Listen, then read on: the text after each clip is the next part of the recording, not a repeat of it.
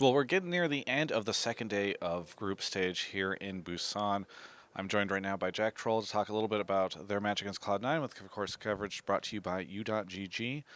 So, Jactroll, that game, at one point in time, I thought, all right, NA is going to go 2 days without a single win. Unfortunately, quite bloody end for you guys, but what do you think happened in that match? Like, why did you guys end up losing it? Well, daily Western random thoughts we just threw too many times. Okay. It's a quote from Yamato Cannon's tweet, and I totally agree with it. We had a victory in our hands, but it just slipped through it, which is pretty sad because it complicates our way to go out of the groups. Because I was thinking, all right, we won against GNG, so now we're gonna win 2 games against NA, because Europe is better than NA. Of course, JK.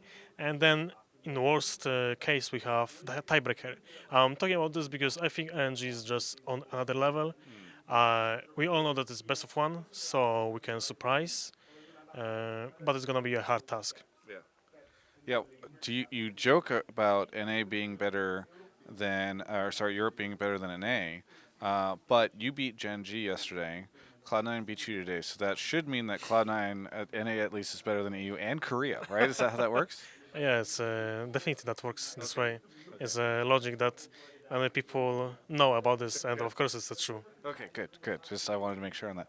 No, I mean you seem to be in okay spirits despite the loss. I'm sure a frustrating loss, but I assume maybe still feeling really good about the win yesterday, kind of carrying you through today's loss, unfortunately. No, it's not that case. It's just for me personally, I'm the guy that it's not really emotional about the game itself. I'm just focusing on next task, and the next task is RNG. So when we go back to the hotel, we'll just review the game from today and prepare for the next day. Of course, it's sad and other stuff that goes through other players emotionally, but as I said before, no win can get or no win or lose can get to our heads because it's not over. It's really far from over, and we need to fight through it. Well, you mentioned that you think RNG's on another level. Unfortunately, you do play them tomorrow. So do you think there's a chance you can win there, or like what odds would you give yourself? What are the win conditions? Like how could you come through and break that? I'm not good at maths, so I will not say the odds, Yeah. but for sure, I think we can win one way or another. Uh, it was always a dream for me to play against the best players in the world because my ultimate goal personally as a player is to become the best support in the world. I know that I'm not there yet, but I will not stop until I reach that goal. So tomorrow I can prove myself or learn from the game. So I'm really excited about the game, and I think we can surprise them. Are you at all intimidated by Uzi? I've said this in other interviews. He's kind of positioned as the final boss. You're gonna end up in lane against him. He's just gonna like machine gun through you guys. What are your thoughts on facing him? Well, he's challenging Faker for a spot for being a goat.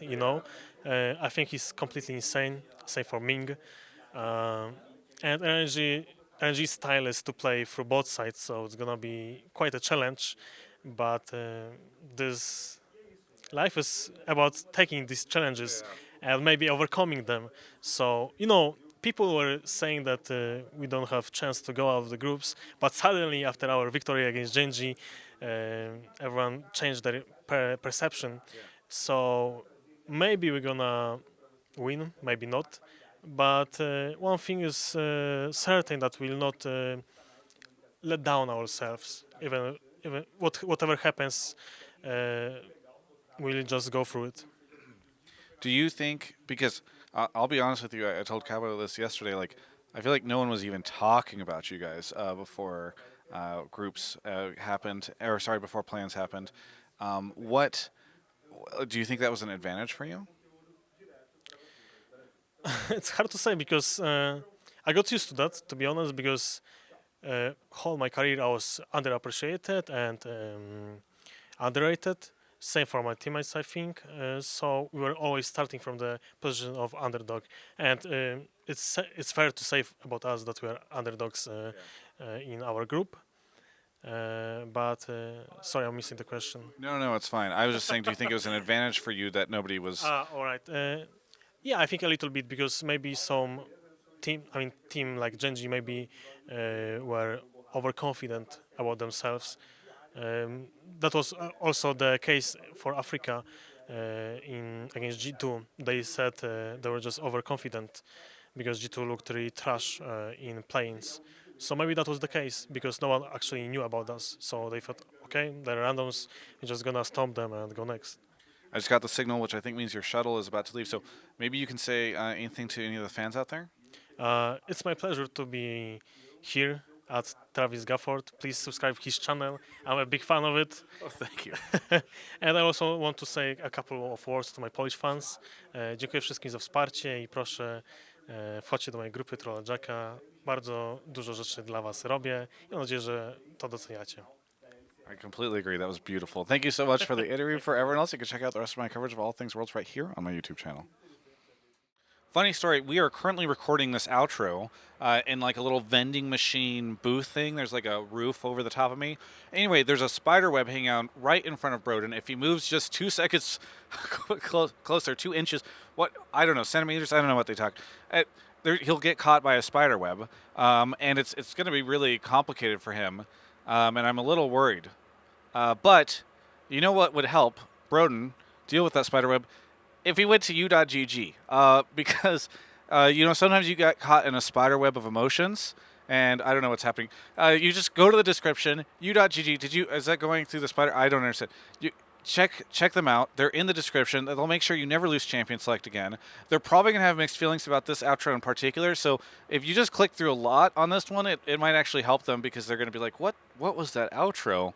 But it's late and I'm jet lagged, and that is a pretty big spider web. Look above you. Above you. Directly above you. Oh, Jesus.